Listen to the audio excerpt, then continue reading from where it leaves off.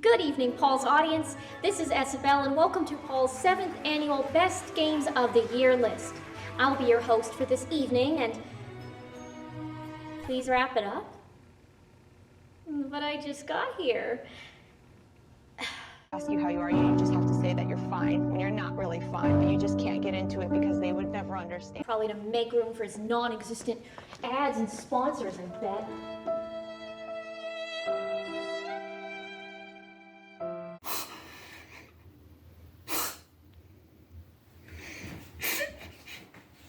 Esabelle? Hey, is everything okay? Not after the way you treated me on the last Best Games video. And don't even get me started on that alternative timeline you made me do. Oh, I'm so sorry, Esabelle. Hey, you know what?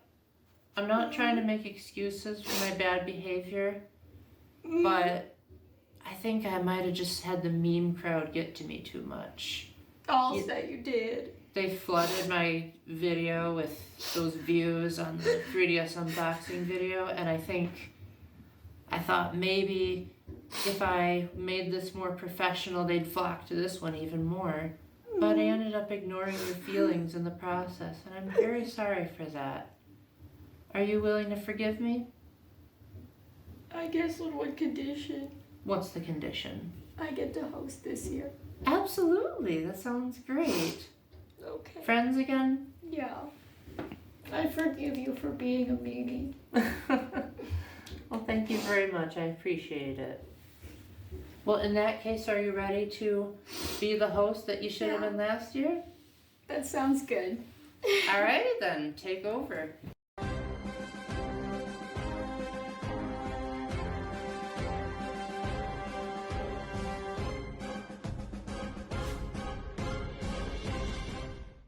Hello, Paul's audience. Welcome to Paul's 8th annual Best Games of the Year list. I am your host, Esabelle, finally this year, like it should have been last year. So let's get into the best games of 2025. But before we dive right in, let's get onto the rules that Paul has set up for the games. 1, he has to have beaten the game. 2, it has to be on the Switch or Switch 2. And 3, 3, it has to have come out in 2025. yes. So I do have a couple of additional rules this year because the Switch 2 has a couple of odd ways that it's rethinking how it releases games.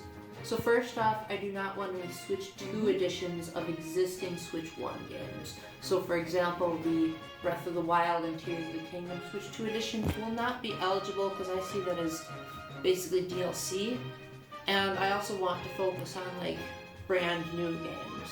Mm-hmm. But on that subject, I will allow remakes and re-releases, but not if it's for a Switch 1 game. Especially, for example, there's a remaster of Sonic X Shadow Generations, which as of the time of this recording, hasn't even been out for a year. And they're already re-releasing it with very minimal changes.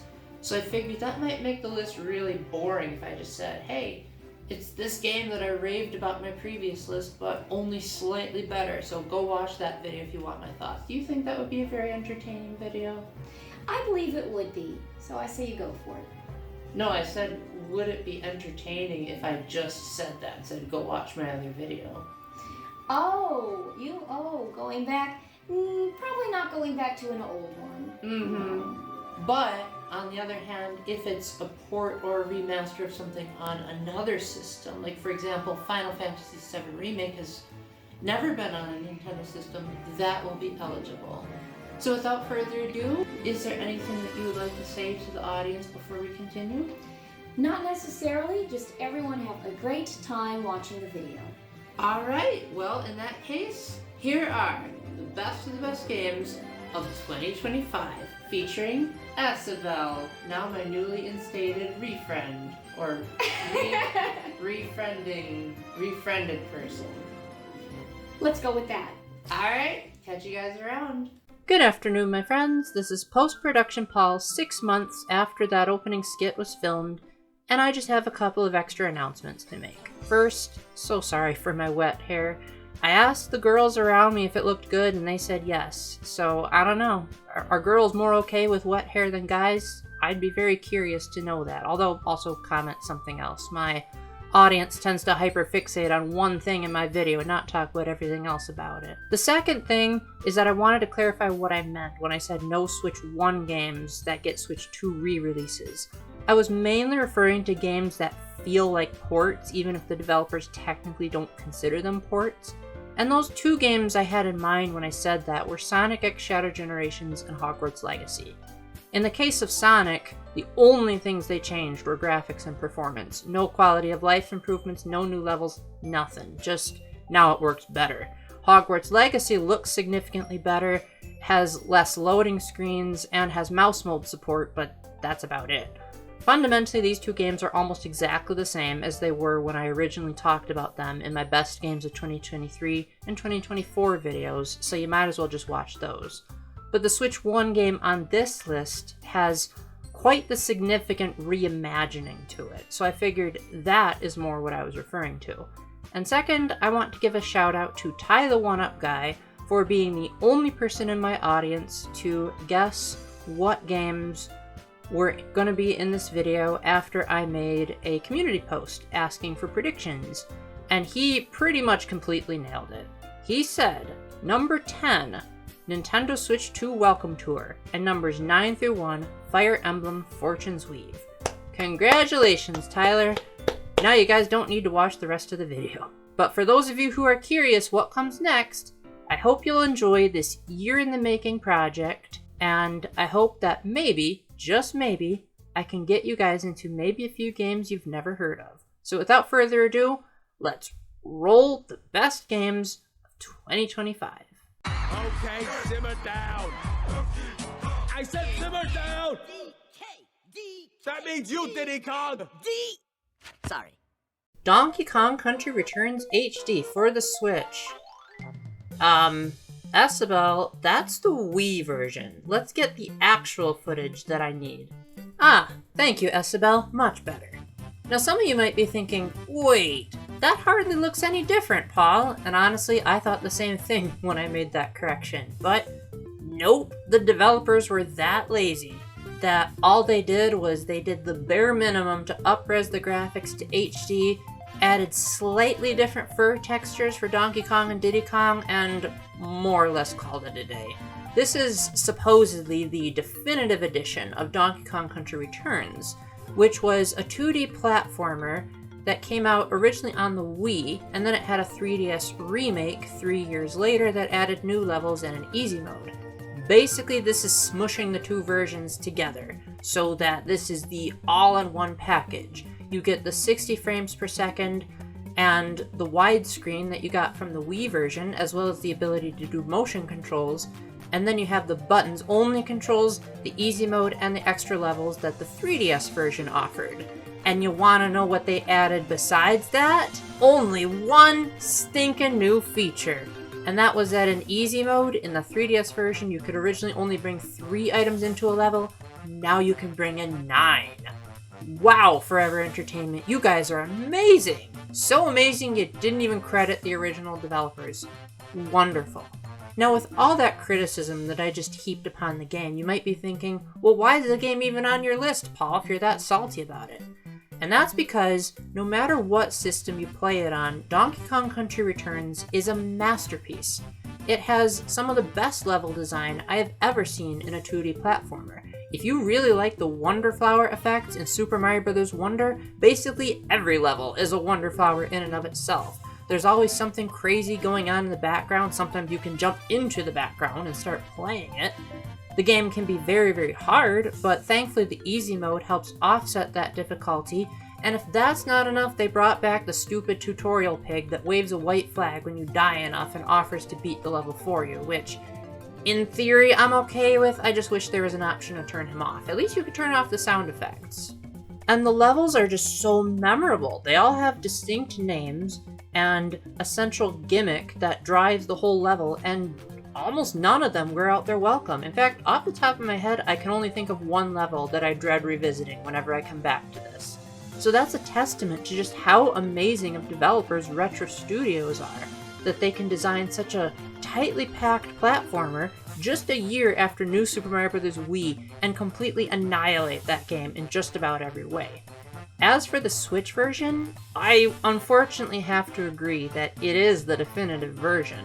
It brings back the 3DS levels now in widescreen, 60 frames, and in HD, and it lets you choose between motion or button controls, whereas the previous versions forced you to do one or the other. You would also be forced to 30 frames and the graphics being downgraded on the 3DS, whereas now you have much better visual fidelity, even if certain areas of the Wii version actually look better, because again, Forever Entertainment are just such good developers that they really made sure this was not up to the standards of Tropical Freeze, because that game just looked way too good.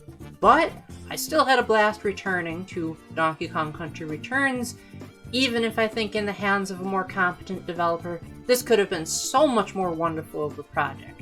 But as it is, it's still a blast if you have no other way to play it, and I would highly recommend it over the previous versions. Although I still think if you had to choose between this and Tropical Freeze, that's the easy answer, but this game was also the foundation of Tropical Freeze's existence, and it's still a great game, even if it's not as good as its sequel. So pick up both of them if you can, but do Tropical Freeze first if you have an option.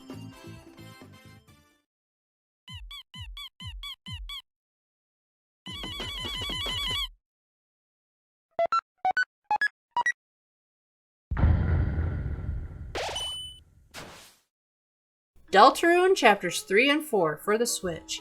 Deltarune is an alternate universe take on the world and characters of Undertale in kind of a what-if scenario. Thankfully, there's not too much overlap between the two games, but there is a warning when you start it up that says this really is designed for people who have played Undertale first, but you can play it first if you want to. You're just not going to be able to appreciate certain moments and certain characters as much. Speaking of the characters, one of my favorite things that Deltarune added is that it's no longer more or less a solo journey like Undertale was. You have a party of 3 characters, Chris, Ralsei, and Susie, and the growth and the chemistry between the 3 of them is absolutely amazing. I love seeing how they actually will interact with each other as the game goes along rather than just talking only when needed. And I especially love what they do with Chris. I don't want to say too much, just in case you haven't played the first 2 chapters, but let's just say that you would think that Chris is just a self-insert character, but as the game goes along, you see more examples of the player's will being different from Chris's will. And especially in Chapter 4, they start to do some really creative takes on that idea and made for some of the best moments in the game. The battle system also has more of a Final Fantasy focus on it, where you have to coordinate what each member of your team is going to do. You still choose between mercy and killing, but unlike Undertale, you have special abilities that are powered up by you getting as close as possible to the enemy's attacks without actually being hit by them. So in other words, you're rewarded for playing rough. And it's really great to encourage players to actually almost get hit, but not quite. Now, you might be thinking, okay, Paul, we get it. We already experienced that in Chapters 1 and 2. So what is it that makes Chapters 3 through 4 special? Well, they are the first parts of the Deltarune saga to be paid experiences. Some of you might be groaning at that because Chapters 1 and 2 were free.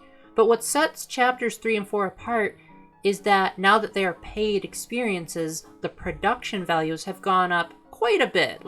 Yes, you can still tell that it was made in Game Maker Studio, but there are certain scenes where I was like, oh, Toby definitely had some help with that. And especially once you get to Chapter 4, it makes for some really incredible cinematic scenes that I really don't want to spoil them, but I don't think anything in Undertale could have managed to live up to what these paid experiences give you. And I do think that the extremely long amount of time we waited for this chapter paid off, if that's what was taking the team so long. Unfortunately, the main reason why this is number 9 is because Chapter 3 is centered around game shows and sitting around on an old-fashioned TV. So it has a lot of parodies to those sitcoms and old video games, especially The Legend of Zelda. There's a section where the characters become all pixelated and have to explore an 8-bit world that is meant to be a parody of the first Zelda game, and unfortunately, I think it's a parody in all the wrong ways. The hints that the characters give you are really cryptic. It can sometimes be frustrating to actually figure out where you're going because a lot of the junctions look the same. You might think that I'm doing a pretty good job of navigating, but that's called the power of editing. Oh, believe me, even on repeat playthroughs, I struggled to figure out which direction I was supposed to go at times. And seeing as I'm not the biggest fan of Zelda 1 to begin with, when I heard that there was a round 2 to this part of the game, I nearly almost gave up. I was like, I cannot believe this. This is a Toby Fox game. He is typically the type of guy that really puts so much love and effort into his games. Why does this have to take up the opening act of Chapter 3? Thankfully, if we were to remove all of that beginning part with the Zelda 1 nonsense, the rest of Chapters 3 and 4 are absolutely phenomenal and probably would have been a lot higher on that list if it weren't for the downer of the Zelda sections. There are some new mini-games in Chapter 3 that help spice up the gameplay beyond just the typical battle system, and Chapter 4 features some pretty nice architecture, all things considered. It has a good background music for the main area that you're in. It has some brilliant cinematography, all things considered. It has a new movement mechanic that does feel a little bit clumsy, but at the same time, if that's the trade-off for some of those cool scenes, I'm willing to forgive it. And there's a new character introduced that every single time he was on the screen, my jaws would hurt from laughing, especially whenever Susie was responding to this character. And I'm really glad that Chapter 4 kind of picked up the slack where Chapter 3 left off, because for the most part, Chapter 3 was kind of a gag/filler chapter, and Chapter 4 was like, okay, we're gonna take things really seriously. Like, from the opening act, you're already seeing such cool gameplay and story mechanics and more lore, and I was just like, man, I wish Toby would have started with this, because this is getting me excited for Chapters 5 through 7. And just in case you're thinking, Paul, you haven't talked enough about the Switch 2 version, I didn't forget, I downloaded that version too, because if you pay for one experience, you can download the other for free. But from what I can tell, there's really only one major difference with the upgraded console, and that's that there's a secret room that has a unique control scheme where it uses the dual mouse mode and the microphone if you're playing it on Switch 2, whereas on Switch 1 it just uses traditional controls. I only beat the one on the Switch 1 and I thought it was okay. It led for a funny joke about game theory at the end, but apart from that I was like, I don't really see myself wanting that gimmicky Wii-style controls. But I have heard from the people that do like those gimmicky style Wii controls that it's some of the best usage of the Switch 2's features to date. So, if you're the type that can't make up your mind which version you want to get, again, buy one, get the other one for free. And Toby has gone on and on saying, oh hey, we will only charge $25 for all 7 chapters. And whenever the next chapters come out, if you pay the $25 early, you'll get them as free updates. So no one has to miss out. You can get either the Switch 1 or Switch 2 version and be able to play both versions of the secret room. Everyone's happy. Just next time add a fast forward button or skip button to the Zelda sections if they, for some reason, make a comeback in Chapters 5 through 7, and maybe they'll be higher on the next year's list.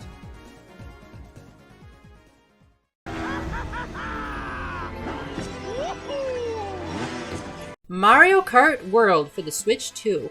At this point in the list, we're getting to the selection of games that are disappointing, as opposed to something being incredibly aggravating or frustrating. So these are still the really good games. They just could have been better if maybe the developers had listened to the fans more. And boy, is this game the definition of the developers really not giving a darn about what their fans are saying. But credit where credit is due, it's still a good game. Good enough to be on my list. So let's start out with the positives. I like how they didn't try to overhaul the controls too much from Mario Kart 8 Deluxe, as in my opinion that's the best controlling Mario game prior to this one. But what I think makes this version ever so slightly higher in terms of the controls is that it has more options to make actually moving around much more fun. Because as great as Mario Kart 8 was, you are more or less just driving and gliding the whole time. While it's true that you still drive and glide a lot in this game, there's a bit more added depth to the moveset. You can now charge a jump, and depending on which direction you flick the stick after you're finished charging, you can leap either forward or to the side, and if there's a rail nearby or a wall, you can grind on top of the rail or wall, and then you can jump off of that onto another rail or wall, and you can make it a platformer in a series that was originally supposed to be platforming. And some of the skips that I have seen online of people that can just completely demolish a racetrack and break the game and race it in ways that I never would have expected is absolutely mind-blowing. And the few times that I've been able to pull off those tricks myself have been so satisfying, because it's a system that requires genuine skill, but at the same time, I feel like the game is designed in such a way that even if you don't use these extra shortcuts, you'll still have a pretty good time playing it. The usual drift around the corner at just the right time, use items to properly secure your position is as good as ever, depending on who you're playing with. When this game first came out, the item balancing was completely ludicrous. It was like playing Mario Kart Wii again, with getting hit by one item after another and losing so much momentum, even if you played every single turn absolutely perfectly. It's since been toned down nice enough that I feel like I still have more of a chance of winning than I did. But it is nice that hardcore players who want an actual challenge, who don't want to go online and get absolutely annihilated, still have 3 different difficulty options, even if it is unfortunate that Mario Kart 8 had 4 and they completely removed 200cc from this. But on that note, while a lot of people are really upset that Nintendo omitted a faster way to race, I personally found an interesting workaround that was introduced in a patch that I have heard literally no one talking about. So maybe this will change people's minds on the general consensus. And that's that if you're playing in Versus mode, a few new options that were added to the game were the ability to turn off all of the opponents, as well as to play with mushrooms only. And all of a sudden, the moment-to-moment driving when you were going from one course to another became so exhilarating, because I would try to use the mushrooms effectively to get the most speed and to shortcut my way past the off-roads as much as possible. This also led to me seeing a lot more of the game's gorgeous scenery, as often driving through the grass and the snow would provide some really nice visuals. Seeing as this is the first Switch 2 game on this list, it really is quite beautiful. Like, don't get me wrong, there are moments when the cartoony style of the characters and special effects kind of juxtaposes with the art direction, but when you're actually looking at the environments themselves, there are some jaw-dropping moments.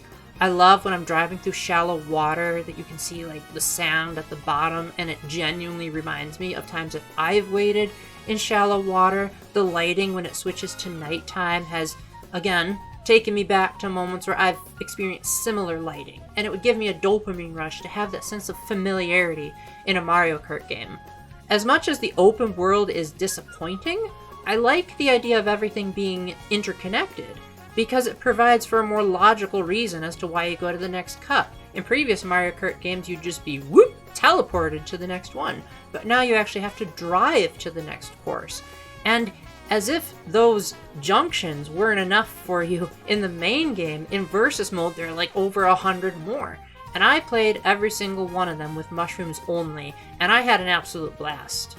Do I think that Nintendo handled them well though? Prior to those mushrooms, absolutely not. I think it's ludicrous that they actually made it more likely to play those transitional tracks online rather than a traditional 3-lap structure. And while I personally don't really go online all that much, I do feel sorry for the fans that tried to voice their concerns for Nintendo, and Nintendo doubled down on their original vision and went in the opposite direction of what the fans are asking for. They've since improved a little bit, but still the online experience is very much the thing that people point to. That, and saying that the moment-to-moment driving from one course to the next is stupid because they say it's a line simulator. Again, try playing with mushrooms only and no CPUs and just trying to go as fast as you can, then tell me if you think they're a bunch of straight lines or not. Now, for me personally, as far as the open world goes, I found it very disappointing because my favorite video game is The Legend of Zelda Tears of the Kingdom. And I was really excited to have an $80 game that promised this huge world to explore. I was thinking maybe we'll have like an alternate world in the sky or underground like Tears of the Kingdom did. Or maybe there will be this grand story that will take 100 hours and that's why it's $80. Nope. Unfortunately, the only things that you can do in free roam mode are pick up some food, which you can also find in the main mode that gives you a chance to get a different costume for the characters. Or you can find Peach medallions, which do nothing except give you stickers, but there's also question mark panels, which do nothing except give you stickers. But, there's missions all over the place where you can do stuff like collecting blue coins and driving through rings. And to be fair, some of these are a lot of fun, but you want to know what the reward is for beating them? Don't make me repeat myself. This game doesn't respect the player's time. It expects free roam mode to be a side mode, even though it pretends like the whole game revolves around this concept. The free roam mode is super disappointing, as it's even smaller than Tears of the Kingdom's world, despite being $10 more expensive. But credit where credit is due. They did do a really nice programming trick on the title screen, where if you go into free roam mode from there, the game will just zoom in on your character and keep moving. So it's a seamless transition and a great way to flex the Switch 2's power. Now, one area where I think the driving from one course to the next is done really well is in Knockout Tour, which is basically your elimination style mode, where as you're driving to each course, each marker will say you have to be in this position to advance. So if you're lower than that number, you're just simply eliminated.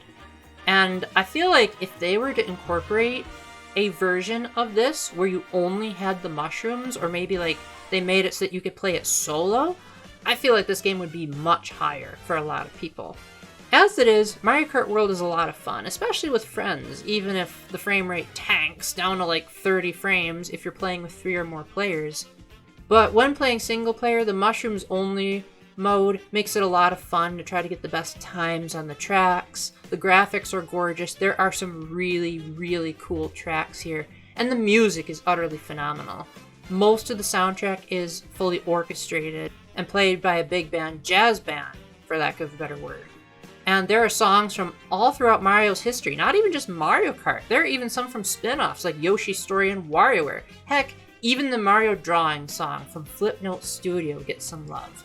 It's just unfortunate that you can't select which of these songs are playing, so when you're on the open road, you only have a slightly higher chance of hearing them if you're in certain areas. But why not just be able to listen to them in a soundtrack player, or program them like the My Music player did in Super Smash Bros. Brawl on the Wii? Is it really so hard to get past outdated software? But besides the disappointment of Mario Kart World, the good moments are really good, and the graphics are really nice to look at. I had an absolute blast playing this with my friends, even with the bad frame rate, and it was fun while it lasted to try out the occasional mission and to see some nice sights in the free roam mode and to listen to the spectacular soundtrack. But this could have been so much more. Maybe if they added a story mode or something like that, I think it would have been more justified, but as it is, I'm the type of person that says a bad story in a video game is better than no story, and that's yet another reason why this game is still pretty good, but only at number 8. I hate that guy and his worldwide fame and his stupid games, and I hate that hedgehog! Esabelle, I think you got my instructions a little bit mixed up. I said that this is the best games of 2025, not the worst ones. Let's roll the real clip that I was supposed to show. We all know that kart racing game. It's great. We don't need to show it to you. But what if you can blast through and race on a whole nother level? What if you could warp across different dimensions, fully customize and build out your machine, and compete head-to-head across different platforms? Or what if you want to roam around on the open road?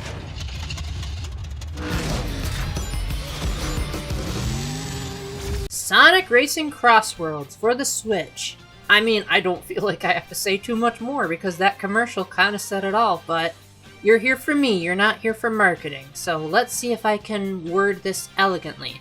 Basically, Sonic Racing Crossworlds is Mario Kart, but better, in just about every way. Credit where credit is due, I will list two things that I think Mario Kart World did better. I think it has better graphics, because, you know, it's on the Switch too, and generally speaking, I just like that art style more, and I also really like the music a lot. I'm more of a fan of big band than I am of the heavy rock and synths that Sonic is known for. But at the same time, Sonic Racing Crossworlds literally does feel like it looked at everything Mario Kart World did and said, we'll surpass it. And for the most part, I think they absolutely succeeded. Now first off, let's talk about Mario Kart World's biggest problem and Sega's elegant solution to fix it. And that's that a lot of people don't like driving from track to track. I think they were completely okay with the blipping from one track to another, even though it didn't make any sense. Sega's solution was to do a little bit of both. So every track does still have a 3-lap variant. On lap 1, it's just, you know, a race around the track. But then, as you're approaching the finish line, you'll go through a warp ring that takes you to a cross world, which is essentially another dimension. And a lot of these cross worlds were specifically designed for the second lap, so you won't see them in the regular Grand Prix. And these cross worlds are so amazing that I would say they have the best visuals and the best cinematography in the entire game. It almost feels like it was on a completely different system. And at times when I re-looked at the footage, I was like, this is a Switch 1 game? This is some pretty gorgeous scenery. Like you might get dinosaurs running around, or a giant kraken making waves in the water, and it's a visual spectacle. And it's only one lap of that, so you really get a chance to appreciate it, and the fact that it's random means that the races have a lot more replay value, because then there will be a different lap too every single time. And once you beat all the levels in a Grand Prix, then you get the option for lap 2 to be from any track in the game, even further increasing the replay value. And then on lap 3, you return to the original track you started on, but there will be some slight variation to the course, like maybe you're in a museum, and then on the third lap things will come to life, or maybe things will start attacking you. And it's yet another way of mixing and matching the traditional Grand Prix formula. And as if that wasn't enough, once you finished the 3 tracks in the Grand Prix, the 4th track is just one lap of each of the previous tracks put together. So instead of transforming to another world, you'll just transform to another lap 1. And I think that's absolutely brilliant. The game also has way more customization options. For one, they brought back the each individual part does something different that Mario Kart games used to do before Mario Kart World simplified it, but as if that wasn't enough, each character has their own set of statistics that add on top of the vehicle, and you can mix and match them so that you don't have to be just stuck with one thing. So for example, if you have a handling character, you can pair that character with a speed vehicle. And as if that's not enough, there's also a gadget system that lets you equip up to 6 of them. The more powerful the gadget, sometimes the more spaces they'll take up, that have so many different options, I don't even think I've unlocked all of them. There are some where it can like suck up rings if you bump into a player as opposed to making you drop them, giving you more drifts. And they radically changed the way the game is built, making it so that there's like thousands of different ways that you could possibly play it. And as if that's not enough, you can also decorate your machines with a lot of really bizarre product placement in the stickers. At least you don't unlock the stickers this time. You actually get pretty much all of them right away. Now, since this is a Sonic game, you can obviously expect that there's a lot of Sonic fan service. A lot of the tracks are pulled either straight from the Sonic games, or sometimes they will be loosely related to stuff that you could see in a Sonic game. And again, a lot of them have really good cinematography. There are gliding sections that feel way better than Mario Kart Worlds, except when you try to drift. Then it just seems like your vehicle's going all over the place. And while I forgot to mention this in the Mario Kart section, you also still ride on top of the water, but that also feels better to control because your handling is boosted when you're on the water, so that the drift button can be used to leap into the air. Whereas in Mario Kart, you kind of have to wait for the right time to make ripples, whereas in this game, it's just like, you want to jump, just charge it up, you can do it anytime you want, as long as there's water. And there's other little indicators that show up in the race that inform you of different things, like when is your boost charged up? In Mario Kart World, you kind of just have to guess by looking at the color of the sparks, whereas in this, it's like, that's a level 1 boost, now you're going on to level 2. There will be icons that'll say, use this item to block this attack. And again, so many little touches that make it feel like not only is it more accessible, but it's more customizable, and you're able to play it more like how you want. Getting back to the Sonic element of it, each individual character has rival dialogue with another character. And this goes for every single combination of characters, at least in the base game, but we'll get to that. And it also goes in reverse. So for example, if Sonic is racing against Knuckles, they'll have a unique dialogue. But if you're playing as Knuckles against Sonic, they'll have another form of dialogue. So it essentially doubles the amount of things voiced. And from what I can tell, obviously I haven't watched all of them, but the rival dialogue does seem to be really good, and it seems like they cast all of the main actors that are currently listed as Sonic's main cast, especially Matt Mercer as Espio. I'm always gonna love whenever Matt Mercer shoves his way into a game. One thing that I think you guys might be disappointed in is that there are quite a lot of crossover characters. The ones that are based on Sega published games are free, so that is really cool, meaning I could flex my love of Persona 5 in the music and in the character and in the vehicle, but they don't talk. And Sega's reasoning for that is that it would be too hard to get rival interactions. I can debunk that in just one word. Just don't do rival interactions. But still, if that's the small price that we have to pay to get characters like SpongeBob and Minecraft Steve and Mega Man and Pac-Man and even characters from the Sonic comic books in the game, then I'm perfectly okay with them being you. Besides, when I personally play the game, I turn all the sound effects and voice acting off anyway because I just want to hear the music, so it's all a moot point when I play it. Unlike Mario Kart World, this game has an in-game soundtrack player that lets you customize which song plays on which lap. It's a bit confusing because you kind of have to indirectly choose, and it's really hard to explain why. Like, you can't just say this one song on lap 3, boom, done. You have to go through other steps, but it's still more than what Mario Kart World offers you. Now again, Mario Kart World was number 8, so it's not like I hate this game. But if you put these two together, they're just so vastly different. And even if you do prefer Mario Kart World, I still wouldn't feel good putting it higher than Sonic Racing because Sega has gone out of their way to try to be transparent with the fans and even flat out saying, like, if you guys want more characters, tell us and we'll try our best to get them in, and we'll maybe even support the game longer if you guys want us to. And the few things that fans did complain about, they ended up patching them out in future updates, and they've said that they're continuing to support the game for a year. We're not even sure if Mario Kart World is going to be continued for a couple of months. So the developer transparency and the love for the fans and the amount of customization and the ability to turn the sound effects off are very welcome and make this significantly better of a kart racer. But unfortunately, what makes this at only number 7 is still the disappointment factor. Now you might be thinking, Paul, what the heck could you be disappointed about? You got Joker in the game, so that alone should make you be fanboying like crazy. What were you expecting from this game that didn't make it in? A story mode.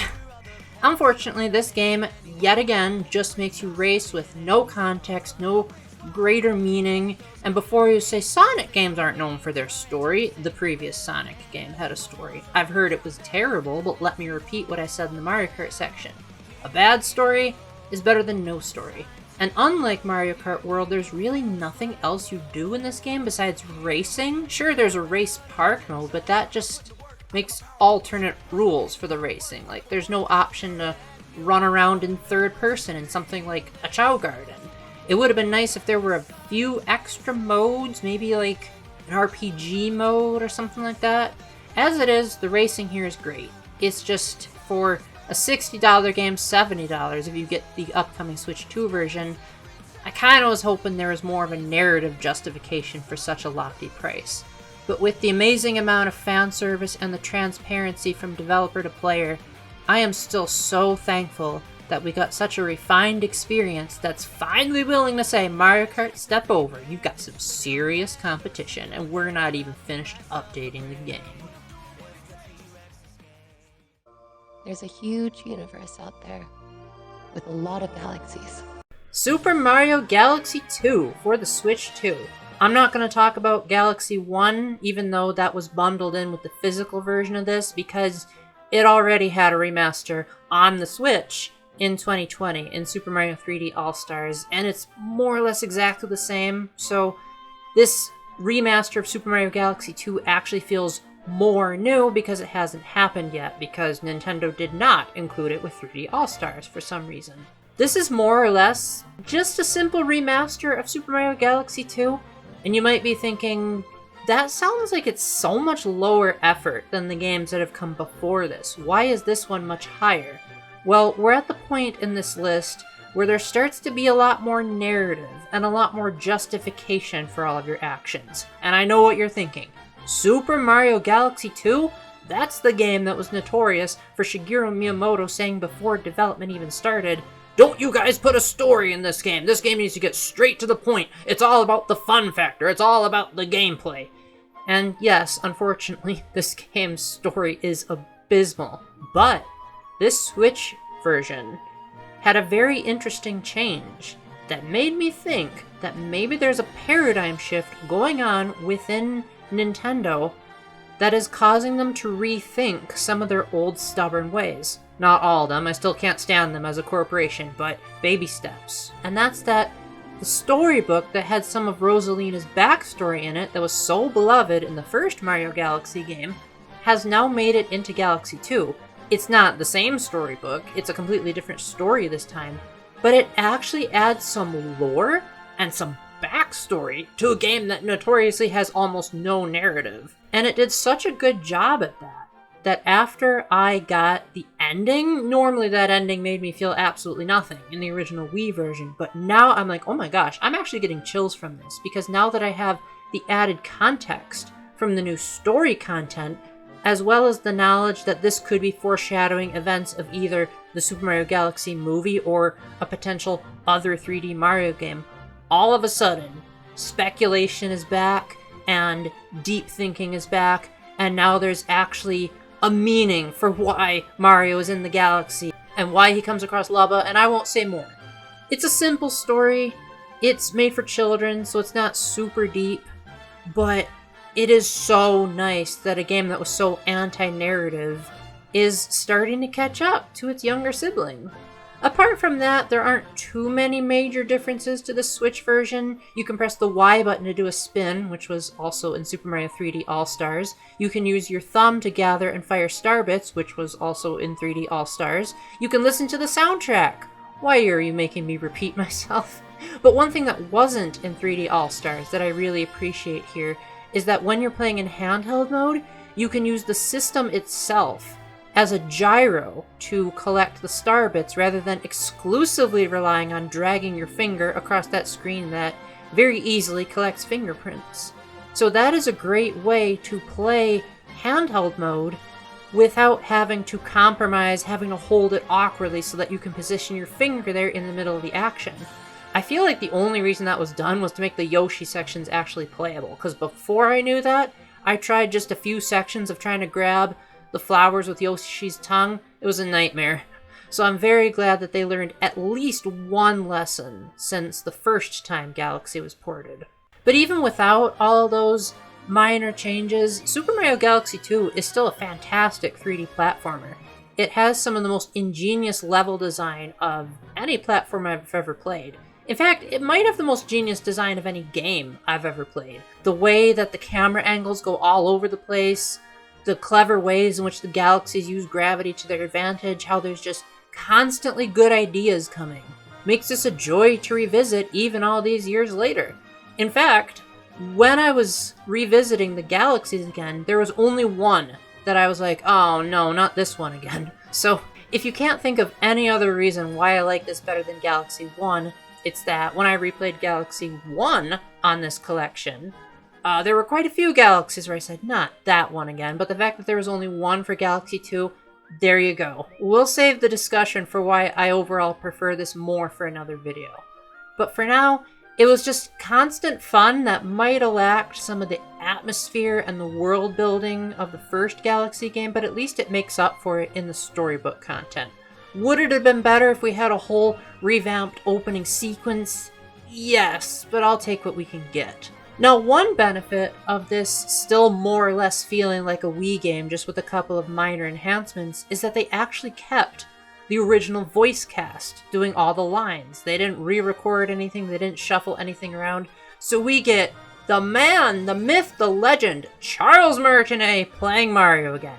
Yes, it's the exact same lines he said back in 2010, but I think Charles deserves way more justice, and I certainly hope that there comes a day when the fans can rally together and say, Nintendo, I don't know what the heck went on with you and him, but bring him back, because in like every other interview, Charles is like dying to come back to the role. He's just too polite to say it. And unfortunately, that's the main reason why this game is only number 6, is because I feel like it tried too hard to preserve Galaxy 2 that it didn't really try to improve it. Mario's controls still feel more or less exactly the same as they did on the Wii, for better or for worse. Even now that you have a dedicated button to do Mario's spin, there's still a bit of a lag in being able to spin right away again. Mario also feels a lot more clumsy and stiff, as opposed to the more tight and fast-paced action of Super Mario Odyssey. It certainly takes some getting used to if you haven't played this older style of games. But when you do get used to it, there are some really cool shortcuts that you can pull off. Part of it was thanks to me loving the Nintendo channel back when that was a thing on the Wii. But I do think that this game is just as good as Mario Odyssey when it comes to speedrunning. You just have to be more willing to do it within the confines of a more linear galaxy. But I am not the type of person that's going to say just because a platformer is linear makes it bad, unless it's Super Mario 3D World. But you're in for some fantastic orchestral music, and you get to listen to all of it in the in-game soundtrack player. You get pretty darn good graphics by Wii standards, and if you're playing this on the Switch 2, you get a free boost to 4K. But even if you're just playing this on Switch 1, it still runs at 1080p and 60 frames per second. So it's still a joy to behold. It's just even more of a joy if you're playing it on Switch 2 like I did. I think Super Mario Galaxy 2, while it shows its age in a few areas, at the same time still stands the test of time as a phenomenal linear 3D platformer that now has more of a story, is easier to perform Mario's spins, and looks better than ever. But there are remakes later on this list that push the boundaries of what a remake can be even further than that. But at the same time, I know that Super Mario Galaxy 2 purists probably didn't want the game to have too many changes, so if that's what Nintendo was thinking of when making this, then I guess I'm glad that they listened to the fans and just kept in the clumsier parts of the game. Even if I personally would have liked there to be more of a refinement, like maybe make it more in Mario Odyssey's engine, touch up the graphics even more, at least for the die-hard fans. They get what they want, and at the end of the day, I'm more happy about that than my wishes being granted.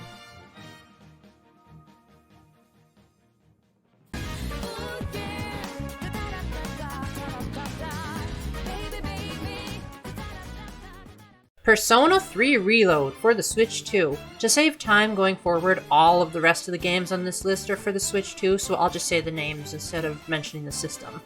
I know some of you are going to point out the fact that this has been available on the other systems since last year, but once again, since I am a guy that only reviews games on Nintendo systems, I am more or less treating it like it's a brand new game. However, I do want to note that this isn't the first time the Switch has gotten Persona 3.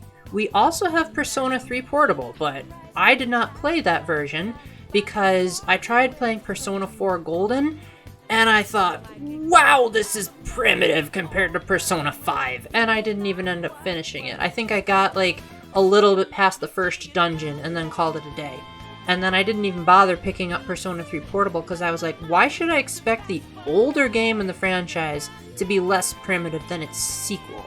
So it seemed like Atlus was really listening to me when they were making that remake, because it seemed like the overall thought process that went into this was, let's try to make Persona 3 Reload the same general story and structure, but add in a couple of twists and turns here so that it's up to the standards that fans expect from Persona 5 Royal. And in my opinion, I think for the most part, considering what they had to work with, they did an absolutely spectacular job. So for those of you that don't know what Persona is, it's basically a turn-based RPG that also mixes in elements of dungeon crawling and life management sims. So let's start with that latter one, because that's a lot to unpack. Each day is a day on an actual calendar year, and you'll have different things that you could do on that day, but only so much time to do it.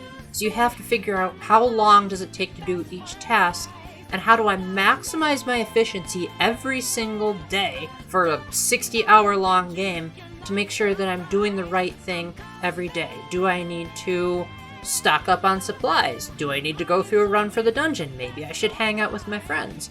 And it starts out overwhelming, but once you really get used to this game's systems, you realize that this version actually gives you a ton of flexibility. Like, you don't feel nearly as pressured as you do in Persona 5. Like, there's no one character that you have to max out social links to get the best ending, and in fact, I'm pretty sure the game spells out how to get the true ending before you even have a chance to make the decision. You'd have to be really morally bankrupt to screw that one up, in my opinion. And there's also only 3 social statistics instead of 5, like in Persona 5 Royal, so it's even easier to find yourself overpowered and just end up going to your bed early on a lot of the later days of the calendar year, just because this version is so generous with how much it gives you. And what I love about Persona overall is that it has this feeling of every individual element of its systems works together with the other genres. So for example, you buy supplies during the time management sims, and those supplies help you to navigate the dungeons better. And while you're in the dungeons, you find materials that you can use to craft weapons when you're in the life management sim that let you do better in the fights against the enemies. And when you're in the fights with the enemies, you can get more persona, which are amplified by the hangouts that you do in the life management sim, which makes you more powerful. And you see how everything is just constantly jumping off of each other and working together in such a marvelous way. Again, since the theme of this video is friendship is important, usually Persona games have a great sense of camaraderie. You're playing as a bunch of teenagers that operate at a time called the Dark Hour, where they're fighting off these monsters called shadows. And the sense of friendship and camaraderie is absolutely outstanding, but not just any friendship. It feels way more realistic than the other group dynamics on this list so far because they live in the same dorm, and since the game emphasizes showing you every single day of these characters' lives, you begin to see like, okay, maybe they're tired of each other every now and then. Maybe they have completely opposite opinions and they have to figure out a group consensus. Sometimes they'll say, hey, we got off from school, let's go on vacation. And then your free time is completely interrupted by the new setting. And I just love the progression of the story, how it's a slow-paced game, but it hardly feels like nothing is happening because the mundane day-to-day life is helping you prepare for the stuff that's coming later. And if you didn't have those extraneous ordinary days, you would be unprepared for the conflicts. So I personally am in the camp of I am totally cool with Persona games being stupidly long, because at least you're getting your money's worth, right? So now let's talk about the dungeon exploration. It's a bit different here than it was in Persona 5 because the main dungeon you explore, Tartarus, funny that it has that name because Hades 2 also came out this year, you wander around in full 3D with camera controls and everything, and the enemy spawns are not random. So you can see the enemies on the map, choose to avoid them if you want to. I don't think you should, because that's how you get experience for beating the bosses. And you can choose to attack them first, or they attack you, and that'll determine who goes first in battle. And then once you get into the battles, then it essentially acts as a game of rock, paper, scissors, where you hit the enemies with either a physical attack or a magical attack, and every enemy has 1 or 2 weaknesses where if you hit that enemy's weakness, the enemy will be knocked down and your character will get another turn. And so if you knock all of the enemies down at once, then you can do an all-out attack where everyone just rushes in and does a huge amount of damage, In the early portions of the game, sometimes you can end the battle before the enemy even has a chance to react if you know their weaknesses. Sometimes this is just a simple matter of trial and error, but every now and then there are enemies that can help you use logic to deduce the weakness. Like you might see an enemy that's on fire and say, well, I probably shouldn't attack that enemy with fire because that would just be stupid. So maybe I should try attacking with ice instead. And again, doesn't always work, but more often than not, it does reward a certain degree of critical thinking. And where the Persona 5 elements come in are the overall presentation and gameplay refinements. There are so many of them that even in my original review, I still forgot to mention so many of them. But just to name a few, there are now light and dark attacks. You can switch to another character after you hit a weakness so that you can hit another character who can hit another weakness, so it's even easier to knock the enemies down. All of the voice actors have been completely recast so that all the lines are recorded from scratch. I know that that might bother some people because they like the idea of having actors reprise their roles, but from the little bit that I heard of the original Persona 3's dialogue, it was recorded on very terrible microphones, and it came out in like 2007, so the actors probably would have aged a bit too much to sound like convincing teenagers, and I think the new cast does a phenomenal job. I also love the fact that Persona games generally are standalone in their stories, so you don't really have to worry about playing the other games in the series to fully appreciate it. And speaking of the story, it's pretty darn good. I heard that it was actually touched up a bit since the original version, where like certain scenes will have more cinematic camera angles or the dialogue will be reworked. I don't have any point of comparison there. I just think it's a nice coming of age and power of friendship type of story that's probably cheesy as heck for those of you that love anime, but for me personally, I'm loving it. I'm loving the fact that the game, from pretty much its opening hour, is just like, hey, you make friends with different people, and that'll power up the personas in your army, so please try to get along with as many people as possible. So it's like a social sim, and a dungeon crawler, and an RPG all at once, and it is so much fun to find the enemies' weaknesses. In fact, this was one of those games where I tried my best to attack almost every enemy I saw because I was like, this is by far the most fun part of the game. And whenever the game would put these roadblocks in my way that would say, okay, take a break from dungeon crawling, I'd be sad. Because as much as I love the day-to-day activities, I also love the RPG. Heck, there's not really any part of this game that I didn't like. Besides near the very end, when it started to drag a bit, where I was like, okay, we probably could have shortened that bit just a little bit. I don't think we needed that much unnecessary fluff. I'm already so over-leveled that these battles are a joke. In fact, I believe I only died once my entire playthrough, but unlike Persona 5 Royal, you can retry a battle. So you don't have to worry about the fact that the game still doesn't have an autosave, which is very frustrating, but at least Persona 3 is a lot more forgiving with when and where you can save. Now, as the number 5 position on this list, obviously I had a lot of fun with Persona 3 Reload, but I have to dock it points for not being very respectful to the fan base. Unfortunately, this version, despite it being the newer entry, doesn't come with any of the DLC. In fact, there's one DLC that has a story expansion that costs $35, and from what I heard, the fanbase did not like that original DLC, and this remake, from what I've heard, made it even worse. So boy, am I glad I held off. I did get the Persona 5 DLC, where you could dress up the characters as the Phantom Thieves and hear some of the music from that game so that I could show a little bit of my biases, because I didn't do that enough in the Sonic Racing section. But it is a bit disappointing that not only did they not include any of the DLC, but it only runs at 30 frames, and from what I've heard online, it's a choppy 30 frames. I personally didn't notice the frame rate problems. When I looked at the other versions on the other systems, I was like, ooh, yeah, this is pretty rough if you didn't know the difference. But just because I didn't notice it doesn't mean I can excuse it. Now, admittedly, the next game coming up only runs at 30 frames as well, but those developers clarified that it was because they were given late access to the dev kits and they're working as hard as they can to implement a performance patch. But in this case, the developer said, well, we wanted to get it onto Switch 2 as soon as possible, so we didn't have time to optimize it. So, rushed game development. Not a good sign. So, as a result, I can't really justify putting it any higher than that. And considering that the other games on this list feel like there was way more effort put into making it a new experience, also kind of holds it back. But still, at the number 5 position, it still has, so far, the best story that I've experienced out of any of the games on this list. It has really fun combat, there's a lot of options to save, the life management sims are fun, and playing with Persona 5 music never gets old. If you're the type of person that has a weak stomach or can't handle M-rated stuff, this game probably isn't for you, although I will say it's quite a bit tamer than Persona 5.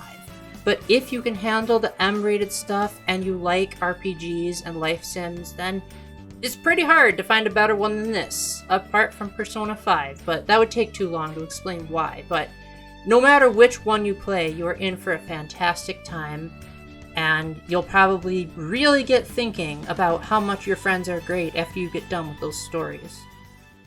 Oh, it's finally time! Oh, thanks to you, it's the game revival. You helped come true. They said this seems dead. That's a load of yap. And we're here to prove it with this familiar rap. Yooka-Replaylee. In case you didn't know, I am a die-hard fan of Banjo-Kazooie. It was one of the only games I had on my Nintendo 64 for a very long time. They were my requests for the Smash ballot, and hearing that they were number 2 worldwide just made me so happy that I actually made an influence on game design. Despite being one of the earliest 3D platformers, it still surprisingly holds up pretty well today. Not perfect, but I do think that subsequent attempts by Rare to recapture the magic kinda missed what made Banjo-Kazooie so special. But thankfully, when fans thought that all hope was lost after Nuts and Bolts completely abandoned the Banjo-Kazooie formula, former members of Rareware formed their own development team called Playtonic, and they started a Kickstarter for a game called Yooka-Laylee, which was meant to be a spiritual successor to Banjo-Kazooie, again, made by a lot of the original developers. And it was terrible.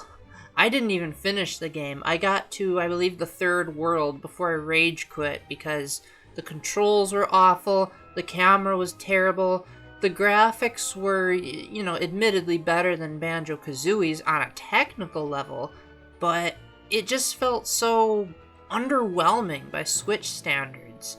Not to mention that the worlds felt very generic and empty and overly large, and there really wasn't much that I liked about that game. Thankfully, in 2019, Playtonic made a sequel called Yooka-Laylee and the Impossible Lair that fixed literally every single mistake that the original did.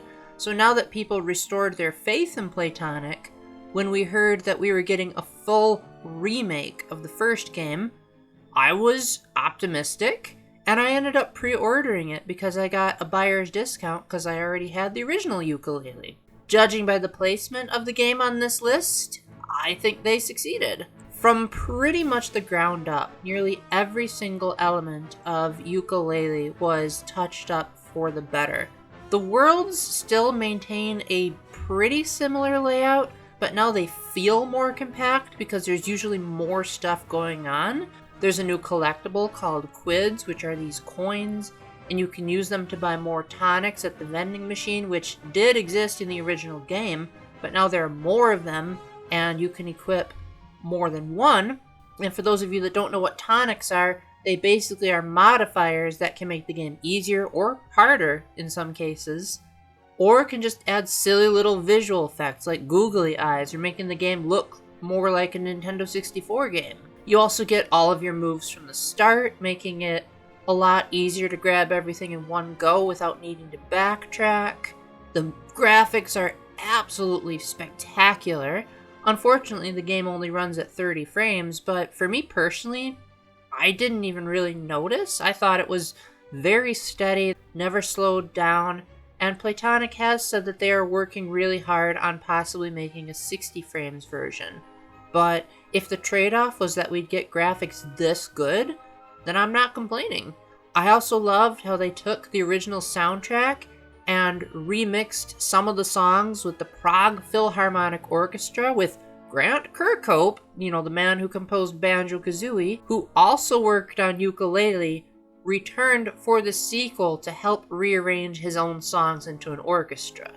Now, I did say some of the songs because, for better or for worse, it was only Grant Kirkhope's work that was rearranged, so all of the stuff that David Wise and Steve Burke composed were left completely untouched, and it's a pretty jarring juxtaposition, especially because Grant worked on the main level themes as well as the boss battles, and those sound absolutely spectacular, but the variations of the level themes were left as the same MIDI versions that were in the original. So when I was listening to the footage when capturing this for this video, I was like, oh, that sounds terrible, going from a symphony to this. But credit where credit is due, I think Grant and the symphony did a great job of making it feel like it had the same whimsy and magic of the original soundtrack, while still sounding so much better now that it's using real instruments instead of samples.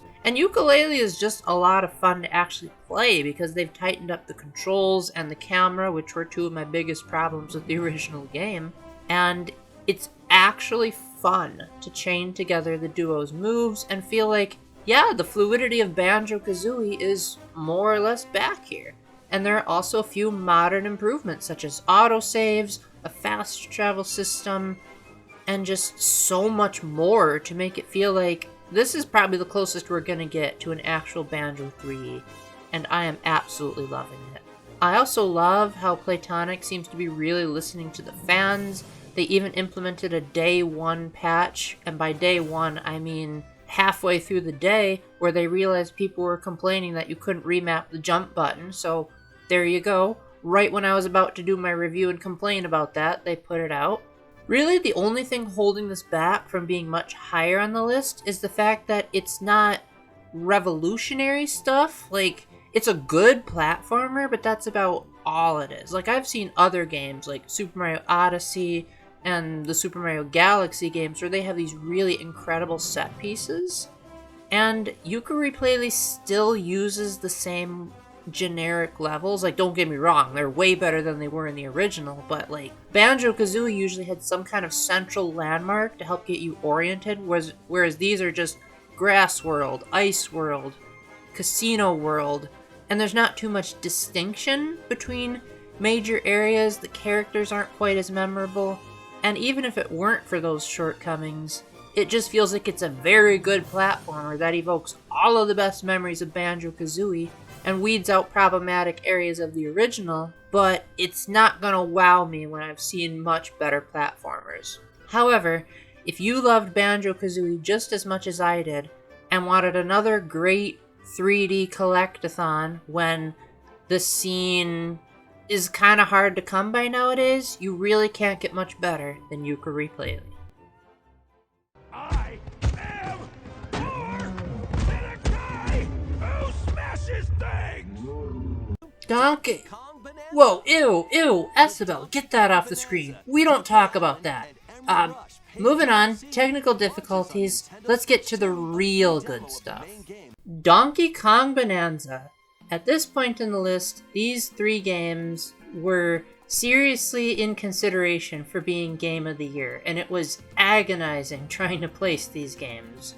But at the end, I had to put Donkey Kong Bonanza at number 3, mainly due to the lack of options that it has. Like, you can't really mix and match the sound effects, the camera can be a bit wonky, and there's not really too much you can do to customize the playability. There is some customization, but we'll get to that. And I generally feel like it's an upward trajectory of quality as opposed to consistent quality. But still, this is an absolutely show-stopping title, and let me tell you why. So first off, this is the first 3D Donkey Kong game since Donkey Kong 64 in 1999, which itself was the very first 3D Donkey Kong game, so it's certainly been a long time coming. Now, Nintendo could have just taken what Donkey Kong 64 did and refined the experience, but that game already happened this year, and it's called Yooka-Replaylee. So what they did instead was they had their own internal team, the one who made Super Mario Odyssey, by the way, make the game feel more like a semi-open world, destructible sandbox type of game, for lack of a better word. Nearly everything you see in the environment is destructible with Donkey Kong's fists. And the way that you can manipulate terrain in this game is absolutely wonderful. Just to name a few things that you can do, you can rip out a chunk from the ground and throw it like a projectile, surf on it, use it as a double jump, and even to swing at enemies like a sword. And that's not even including how, when you're destroying stuff, chunks of whatever you're punching is flying everywhere, and gold is constantly pouring all over the place. And nothing you do ever really breaks the game, at least as far as the destruction is concerned. And even when you look at the map of the area, it displays in full 3D, and it reflects all of the destruction you've done. And the destruction never goes away, it never disappears like some of your footsteps would do in the snow in previous games. Really, the only way that you can reset the environment is if you leave or fast travel somewhere else. So it is absolutely insane how much of this game is able to be possible. But what really makes this game so special is that once the game starts getting better, it starts to have some really creative ways of using the terrain to your advantage, and it leads for some absolutely mind-blowing puzzles. They're not challenging by any means, a lot of them are even flat out spelled out for you by some of the NPCs. But they are no less cool. I'm like, oh wow, that is a really cool way of using terrain. I never would have thought of it like that. And again, as the game goes further on, the idea of just destroy everything becomes less and less of a focus, and more of how can I use the terrain to creatively get from one place to another. I also really love the paradigm shift we have in terms of the storytelling, because you have Pauline as a companion. Not only is she voiced by Jenny Kidd, who is more known for her singing than her acting, and as a result, we get an absolutely phenomenal music piece near the end, but Pauline and Donkey Kong used to kind of be enemies, because Donkey Kong kidnapped Pauline in his very first game. So now we're seeing a take where she's a lot younger and he's a lot goofier, and you can argue all you want about timeline implications and are these the same Donkey Kong and Pauline as in the arcade game. Personally, I don't really care. I would like an answer to that, but even just knowing that there is a game out there that makes Donkey Kong and Pauline genuinely like each other. And I mean they like each other as friends. We don't want any creepy human and animal relations like some other games have tried to do. But for what it is, even though Donkey Kong hardly ever speaks in this game, besides just grunting, you can still tell that they really care about each other. And there are even ways to have optional conversations to further it, like when Donkey Kong and Pauline are resting on a bed, and you can choose to hear Pauline's observations about the area that they're in. And there's different dialogue for every single bed, even if it's different beds in the same layer. And I love that optional world building, but I also love how you can tell her to shut up if you don't want to hear any of it, or if you're on a repeat playthrough. It kind of feels like Donkey Kong and Pauline's friendship is kind of a bit of an exaggerated parody of how Esabelle and I get along, and I love it for that, because I bet if I told her that, that would make her guffaw like crazy. Donkey Kong Bonanza is also very reverent to the games that came before it. It has a lot of callbacks to almost every major Donkey Kong game, if you know where to look. Some of my favorites include when you break open a Banandium gem, you hear the "Oh, banana!" from Donkey Kong 64, albeit with a different voice actor. Sorry, Grant Kirkhope. I guess you were too busy working on Yooka-Replaylee to voice this. And when Donkey Kong eats the shards of the banana, it is very reminiscent of the rapid arm movement he does when eating the bananas in Donkey Kong Jungle Beat. And I don't want to really spoil anything else, but this game is an absolute love letter to all things Donkey Kong. I think longtime fans are going to really appreciate how Nintendo isn't being biased towards the stuff that isn't made by Rare. There are quite a lot of callbacks to Rare's adventures, and the ending sequence is absolutely phenomenal. I'm not going to say any more, but let's just say that it was one of the craziest endgames I've seen since maybe Twilight Princess. And I'm not even the biggest Donkey Kong fan, but I still had a giant grin on my face the whole time, and might even consider that ending sequence to be like the standalone highlight of this year. Speaking of highlights, this may not be my game of the year, but this game did give me my song of the year, and that's Breaking Through Heart of Gold.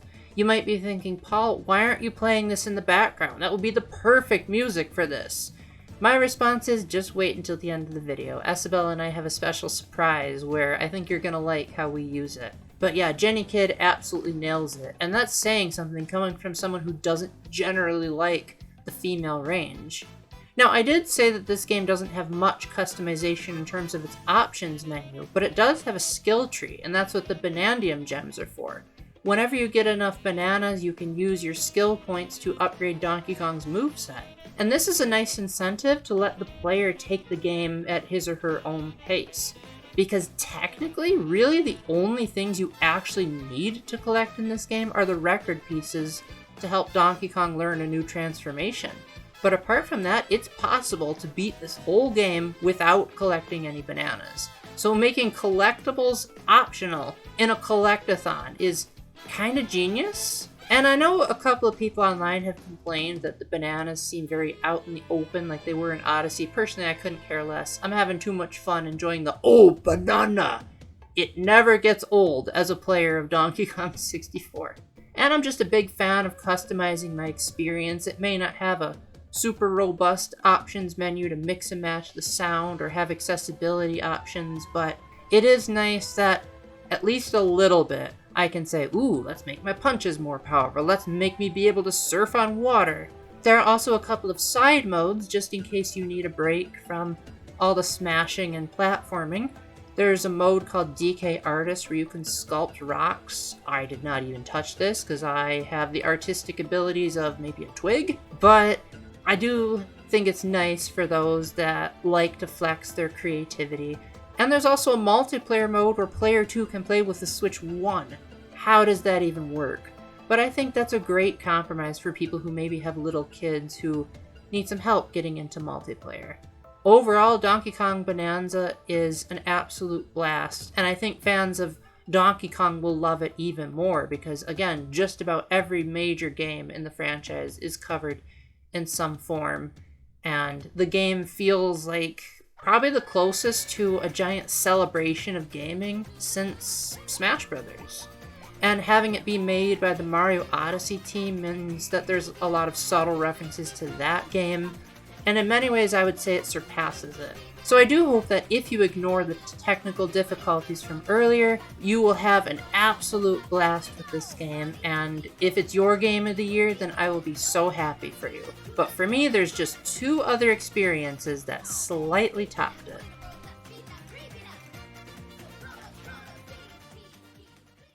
It's more than we thought! It's a swarm!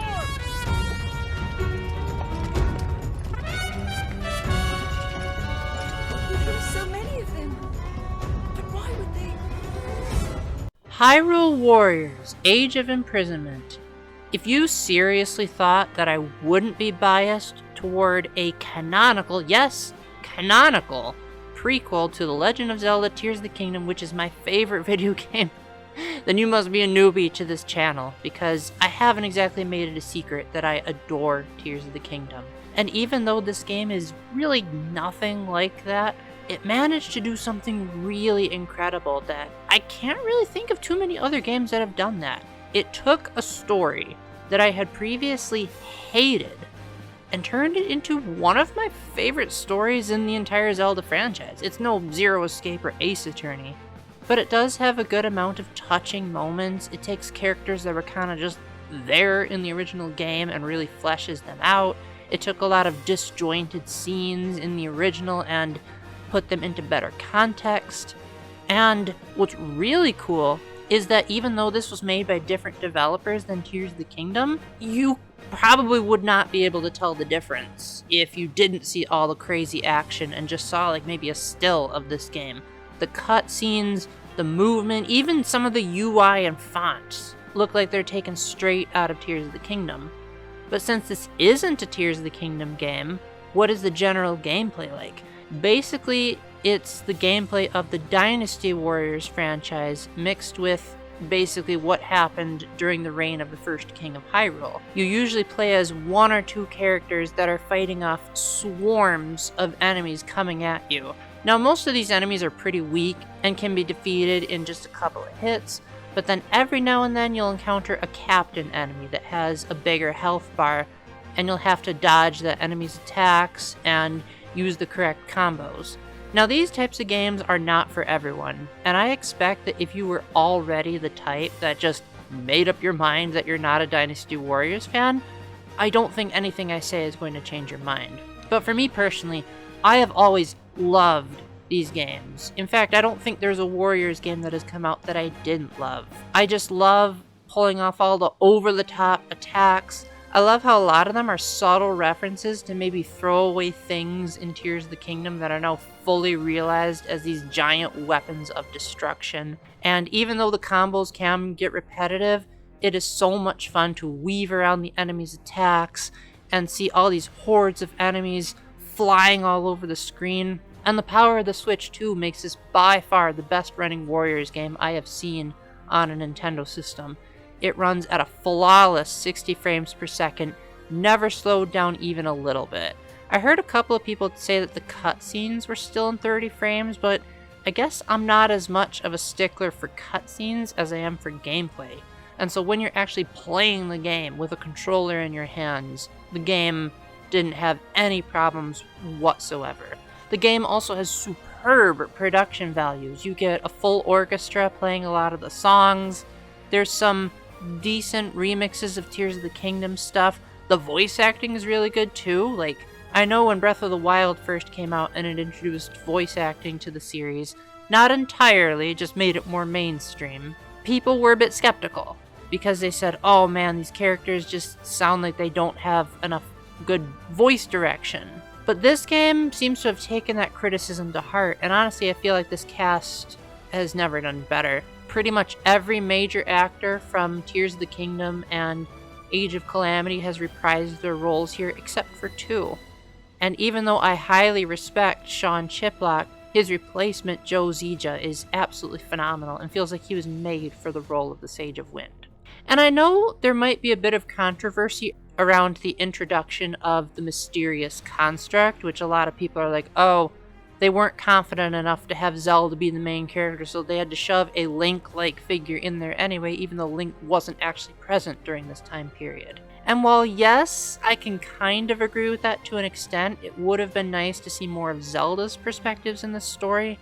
At the same time, this mysterious construct allows for some of the coolest lore and set pieces in the game. I don't want to spoil what exactly he does, but there are moments when the game switches genres, kind of like how there were times in Age of Calamity when you could control the divine beasts. Think kind of like that, but even better and a lot less clunky. Overall, I thought that the game was very cinematic. It had spectacular battles. I especially loved when you would have battles that were exposition dumped to you in Tears of the Kingdom, and now you can play them and see for yourself why they were so much of a struggle. And the game looks gorgeous, runs gorgeous. Basically, it has almost no problems to it. It even has an in-game soundtrack player. To put that into perspective, the only mainline Zelda game that's ever had an in-game soundtrack player was Minish Cap back in 2005. What is taking you so long, Nintendo? Heck, I think these guys might be better at making Zelda games than the Zelda team, if they were to actually put their minds to making a definitive lore statement to everything.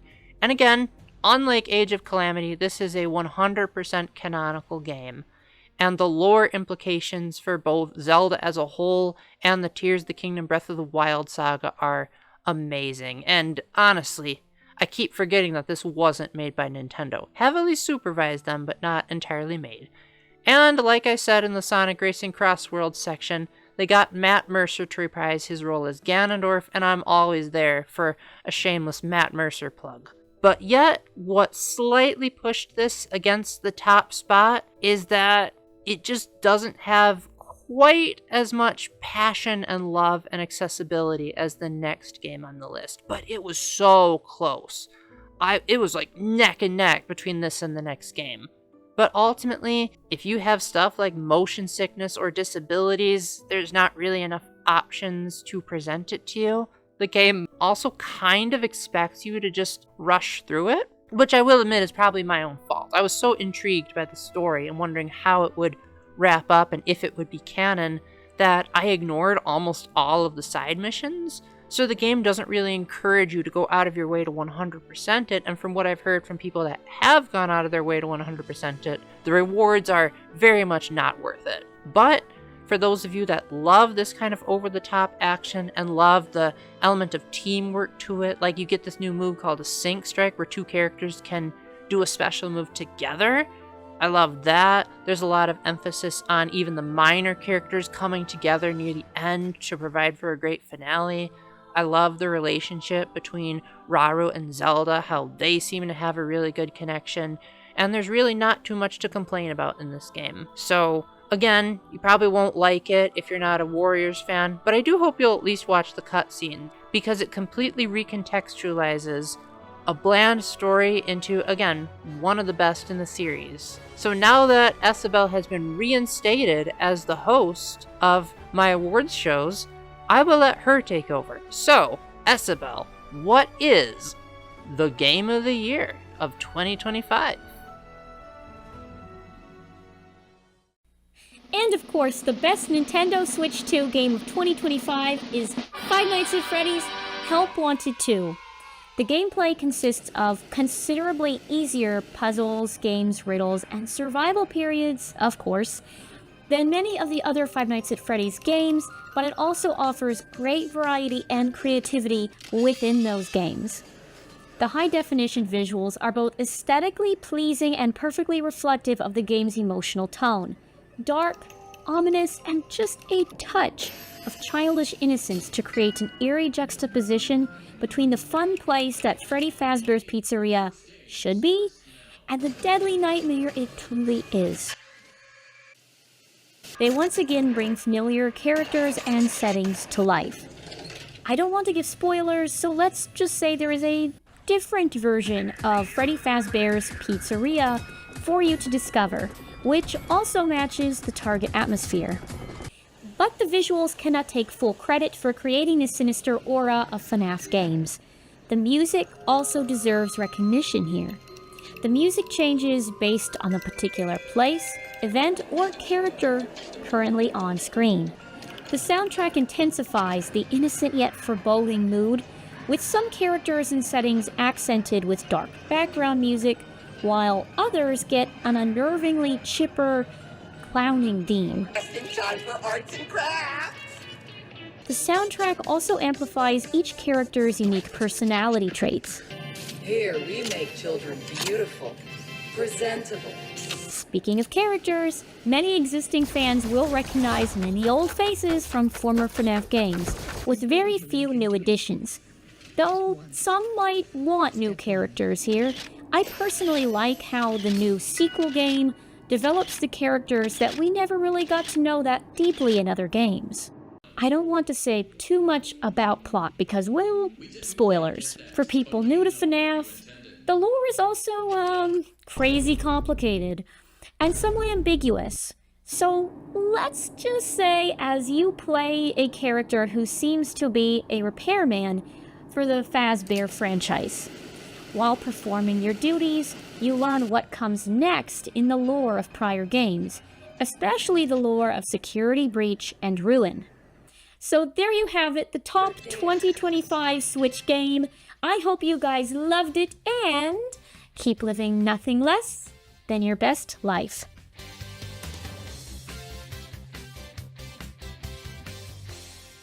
Hold it! What the heck do you think you're doing? This is my list. Yeah, but I work for you. I'm your quality assurance assistant. Let's retake that. goodness. What the heck do you think you're doing? For one, this is my list. And for two, Help Wanted 2 came out on the Switch in 2024. You yourself, being the host, said that you only allowed games that were released in 2025. So what are you thinking there? Because the physical version came out in 2025. Oh, so we're getting it on a technicality, huh? But Hey. this is still my list, so why are you butting in? Because I am your quality assurance assistant. don't my opinions matter here? And I love FNAF. You know I love FNAF. You know what? That's a really good point. Mm-hmm. Because I feel like maybe, you know what? I think it would be a good idea to include friends' opinions and their taste so that I don't feel so selfish. You know, friendship is very important. It's good that we never neglect others' opinions, even if we disagree with them.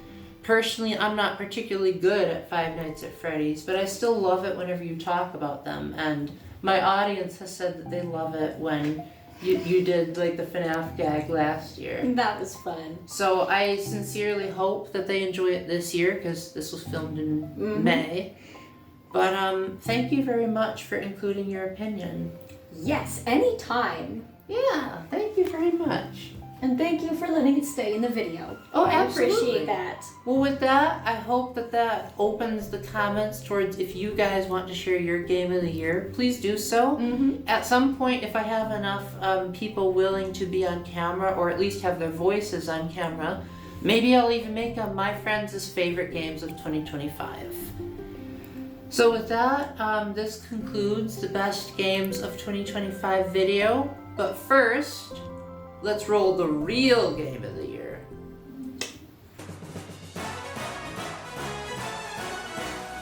こりゃマリオカートで良いですね。